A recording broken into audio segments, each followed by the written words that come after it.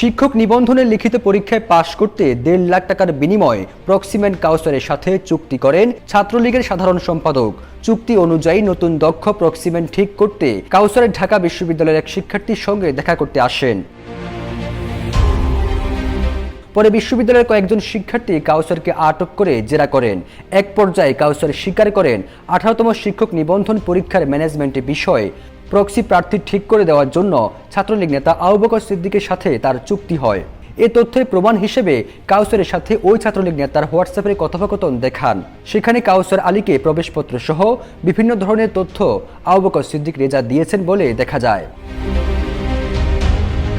জানা গেছে, শুক্রবার সন্ধ্যার দিকে প্রার্থীর খোঁজে রবিন নামের ঢাকা বিশ্ববিদ্যালয়ের এক শিক্ষার্থীর সঙ্গে দেখা করতে সোহরাওয়ার্দী উদ্যানে আসেন কাউসার আলী। মূলত রবিন নামটি ব্যবহার করে ঢাকা বিশ্ববিদ্যালয়ের একজন শিক্ষার্থী কৌশলে কাউসারকে ক্যাম্পাসে নিয়ে আসেন। পরবর্তী তাকে ঢাকা বিশ্ববিদ্যালয়ের সাংবাদিক সমিতির অফিসে নিয়ে যান কয়েকজন শিক্ষার্থী।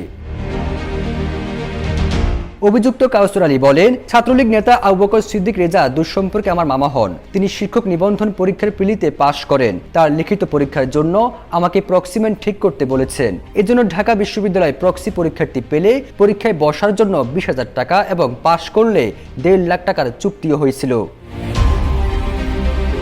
প্রক্সিমেন্ট কাউসার আলীর বাড়ি জয়পুরহাট জেলায়। আর জয়পুরহাট জেলার ছাত্রলীগ সাধারণ সম্পাদক আবু বকর সিদ্দিক ওরফে রেজার বাড়ি ওই জেলার খেতলার উপজেলার আলমপুর ইউনিয়নের দামগড় গ্রামে।